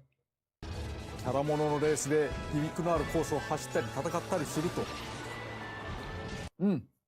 こりゃ完全にマリオカートで良いでしょう。Never, absolutely never would I have ever imagined that my game of the year would be a Kirby one. I have notoriously been very harsh toward Kirby games in the past. And in fact, of all the years that I've done my games of the year lists, only one has ever had a Kirby game on it. And the highest a Kirby game ever got was number 6. So, if you had told me back when Kirby Air Raiders was first announced, hey, guess what? This is going to be your game of the year, I would have thought, you're absolutely crazy. But once I saw that first direct, I started thinking, could this actually be a game of the year? Masahiro Sakurai is the director of this game, and he's the mastermind behind Kid Icarus Uprising and the Super Smash Bros. Games. He also created Kirby, and I was not the biggest fan of the Kirby games that he worked on. Some of the later ones were alright, but again, there weren't too many that I ended up liking. Forgotten Land was pretty good, and Dream Buffet was also pretty alright as well, but all the others were like, not really my thing. The controls are weird, the overall gameplay is too simplistic, the music is pretty awful, just you name it, I had a complaint about it. But pretty much from the moment that first direct came on, I was confident that Sakurai was probably gonna do it justice. That sounds weird, saying confident and probably. I was confident it would, at the very least, make the list. And I love how funny Sakurai is, but also how very, very detail-oriented. Like, when you're watching a direct that Sakurai put together, it has a certain feel to it that you don't get from just another old Nintendo presentation. His jokes are hilarious. I love how transparent he is, too. He's just like, hey, this was hard for us, but we did it anyway because we thought it would make the fans happy. Hey, there's not going to be DLC. I'm putting everything I have into making this game a complete experience. This is the kind of stuff we need more from game developers, and I haven't even talked about the game itself, after all this lavish praise upon its director. Kirby Air Raiders is a racing game, but it also has elements of just being more of like a fighting game and a party game all at the same time. It takes the same general format of the original Kirby Air Ride, which was the last Kirby game he worked on back in 2003, and it expands upon it with modern graphics and an absolutely perfect frame rate. It runs at a full 60 frames per second. I never experienced even the slightest bit of slowdown. Even when you're playing with 4-player split screen, you have a flawless 60 frames per second, and that's saying a lot considering that Mario Kart World drops down to 30 frames if you have 3 or more players, when that game is significantly slower than Kirby Air Raiders is. And there's just so many options too. Like, there's a lot of accessibility options. Even for people that have motion sickness, there's stuff that you can toggle. It's probably the most option rich of any of the games on this list, ensuring that Even if you're one-handed, there's a way that you can play the game. There is literally something for everyone. And I generally just really liked the overall gameplay loop of using only one button for just about everything. I thought that it seemed like the kind of control scheme that would be controversial, but somehow it just worked really well because it felt natural to want to press the button at all of those sections. I loved the cinematography of the courses. I thought they were absolutely gorgeous. The music was usually phenomenal. The music in general was great in this game. A lot of tracks were performed by a full orchestra or real instruments, and it made it super obvious when the old Kirby tracks came on. But that was nice that they had so much musical fan service from throughout the series. Heck, they even had some Kirby arrangements from the Super Smash Bros. Series, just because they couldn't make us happy enough. And again, I'm not even the biggest Kirby fan, but even I got a chuckle out of all the little references they had and be like, oh yeah, I know where that came from, that's so cool. But what I especially loved about this game was the story mode. I personally feel like this is the kind of story that most players would probably end up liking, even if they're not the types that generally like stories in their games, because it's a simple story. It's not gonna blow your mind by any chance, but it gets you thinking, and it gets you feeling things. And the cutscenes are spectacular. I wouldn't even be surprised if they just took real scenery and just superimposed it over all this computerized stuff. But these are some of the most gorgeous cutscenes I've ever seen on a Nintendo system.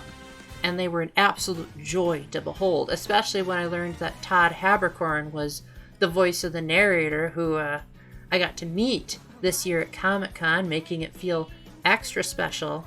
I love how there's so much personality in this game now. Like, there's so many different machines and all of them control wildly different from one another. There's like so many characters, and each character has a unique special move that shows off their personality even more, along with all the passive perks like Meta Knight automatically having a sword power, or Tyranza using web slinging. It's so great to see the little bits of detail that make each character feel so much more than just another character. Like if you're playing the other kart racers on this list, more or less, the only major difference between the characters were statistics. But in Kirby Air Riders, they're completely different. You could play a race as one character and get clobbered by level 1 computer opponents because you mistakenly assume, oh, it's just another character, I'll be fine because I'm on the same racing machine. There's so many combinations of racer and machine that it gives almost endless replayability. Speaking of which, there's a giant checklist of a bunch of different things that you can do. And this checklist has been around since the original Kirby Air Ride, and it's made its way into every game that Sakurai has worked on to date. And I feel like this is the most refined version of it because it'll have an image of the general type of reward you're expected to receive. Like it'll say this will be a new track, this will be a new song. So if you're the type that's like, I don't want more decals to decorate my machines, you can just ignore those. And for me personally, as someone who really only cared about the courses, the music, and the characters, it felt like I wasn't missing out on any major content by avoiding the decorative stuff. But I'm still glad that the decorative stuff is there because customization was so limited in Mario Kart World that it's great that players can express themselves so much by wearing different hats and customizing the different machines. This feels like probably the closest of any game on the list to being a complete feature-rich game that has no hint of any kind of microtransactions or DLC unless you count those stupidly expensive amiibo. Really, there's only 2 major nitpicks I have about this game, but even then, that's not enough to prevent this from being number 1. I don't really like City Trial all that much. I feel like the buildings and the pathways are a bit too close together for that kind of control scheme, and it would have been nice if maybe there was like a different way to move around, like maybe if you could walk around in 3D, which you technically can, you just can't pick up anything. but like maybe if that was the mode instead of having to ride in cars. But I do like the stadium events, and I like Skya as a city. I like that there's an option that you can just wander around it freely on any machine you want, so that it can be kind of like the free roam in Mario Kart World, but not take up too much time.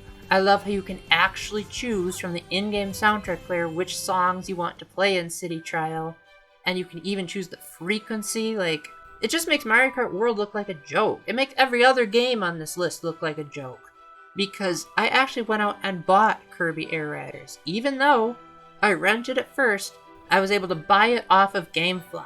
Because I said, this seems like the kind of game that I just want to keep playing. Because it seems like it'll be so much fun in multiplayer. And it'll be great to keep revisiting these courses and listening to the music. And maybe even re-experiencing the story one day. And the other little nitpick I had is that I don't like how you have to flick the control stick left and right to do the spin, which is necessary for damaging some bosses and breaking open boxes in certain city trial modes. I wish that could have been mapped to a button, but I guess Sakurai was so insistent that everything only be done on 2 buttons that he couldn't spare a third one just for the spin. I don't know, feels kind of stupid to me. Technically you can use motion controls, but I still feel like that's a terrible workaround. Especially if you're like me, where you have a third-party Pro controller that doesn't have motion controls in it. But everything else in this game feels like it was made first and foremost to please the fans and to make this a passion project. Kirby Air Ride got terrible critic reviews back in the day, but it has since amassed quite the cult following. And it seems like this game was made for them specifically, as it seems like a lot of the critics still don't like this game, but the players seem to be absolutely loving it. It's by far the Switch 2 game with the least controversy, and even people who completely hate Nintendo's guts are saying this might be the game that is the showstopper for the system, and a showing that even some of the people at Nintendo are still capable of making good games that cater to the fans and feel like they're made with passion and love and no stupid deadlines or ridiculous reasoning for why these anti-consumer practices are in place. I highly implore you to at the very least play Kirby Air Riders. And if you can't think of any other game to get on the Switch 2 besides Tears of the Kingdom Switch 2 Edition, this is the game to do it. So with that, I hope you've enjoyed my trip down memory lane of the best games of 2025. In the upcoming skit I have with Esabelle, I know I said I didn't have anything planned, but that was before certain things in my life changed. So make sure you wait until the very end of the video. You'll know you reach that point when you see the end screen. And I hope you'll really appreciate the new thing that Esabelle and I did at almost the last minute that takes advantage of the wonder that is breaking through Heart of Gold. So with that, I hope you enjoy the remaining things that Esabelle and I have, and remember to keep the faith, stay epic, and God bless. Bye for now! Hello again, my audience. We have officially reached the end of our Best Games of 2025 video. I hope that you enjoyed it as much as Esabelle and I enjoyed making it.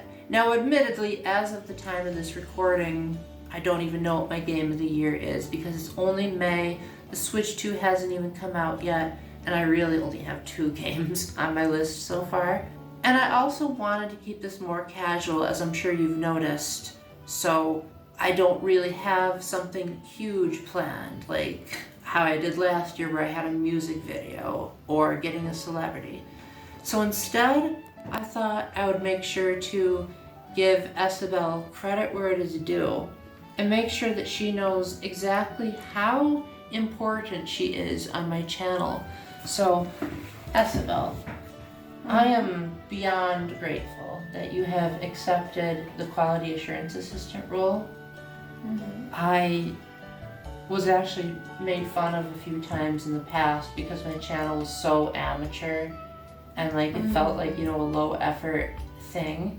And ever since you've joined, you've helped like accentuate the Paul humor with your acting and your editing. And I'm hoping going forward that I can keep being a better boss and that I can give you better work that you enjoy even more than the work I've already given you. And to be honest, there's a part of me that's kind of scared that maybe one day you'll quit or you'll just get fed up with me and I just hope that you will consider being in it for the long run and just letting me know if there's something bothering you and we can work something out.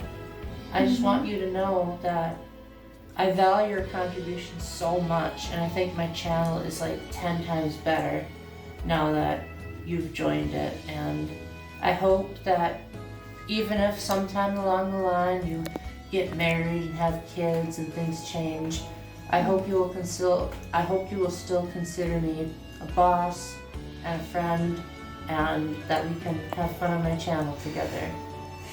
I really don't see things changing whenever it comes to our relationship, both as a friend and as a boss. I mean, to be honest, I am looking for other jobs, but I have no intention of quitting you whenever I find another job.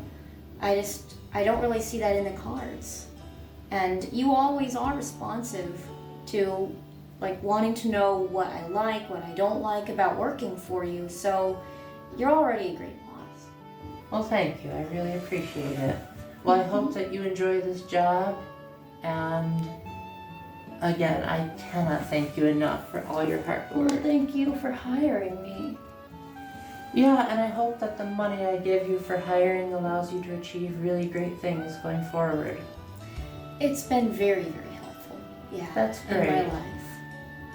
Alright, well with that, I hope that you all have a great rest of your day. Would you like to say your catchphrase that you used to do on your channel? For sure. I hope that you guys love this video, and please keep living nothing less than your best life. And I would like to say that I hope you all will remember to keep the faith, stay epic, and God bless. Bye! Hey everyone!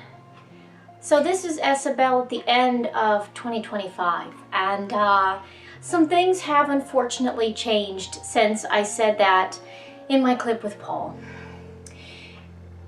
My intention at the time, and frankly my wish right now, would be to continue working for Paul. However, since that was filmed, he has run into some financial difficulties, and I felt like I needed to step back because he needed the money that he did have for his family. And I knew that employing me at this time was not a good financial option. That being said, rest assured that we are not fighting. It's not that we're not getting along anymore. It's simply because of the financial difficulties. And if Paul does get another job, I will happily come back and work for him again. But as things stand now, I cannot continue working for him. Now, Paul does not want this video to end on a sad note, so we did prepare a little surprise for you guys. I hope you enjoy it, and I hope you guys live nothing less than your best life.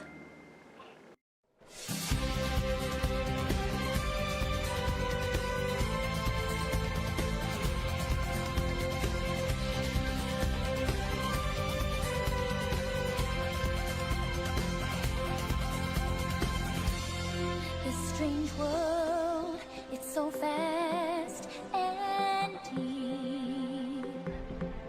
All these things, wild and new to see. On my own, far from home, I was scared alone. When your beat showed the way to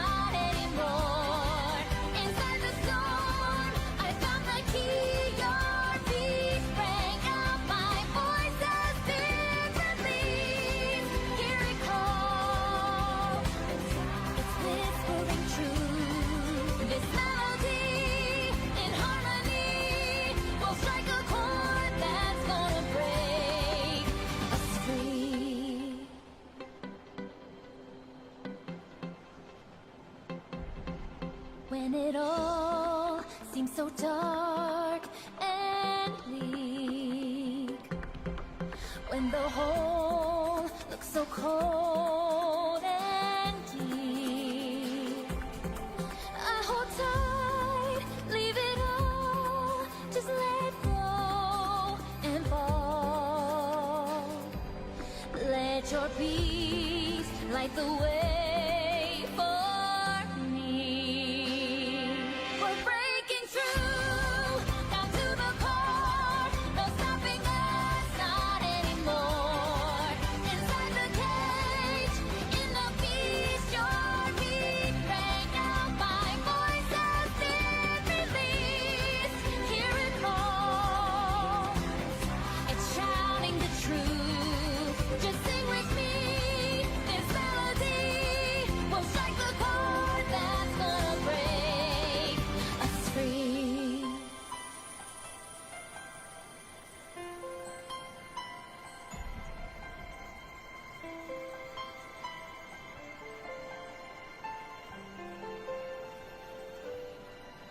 Look at us, so big and small, two together through it all.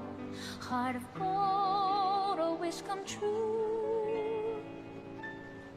You and me, unbreakable.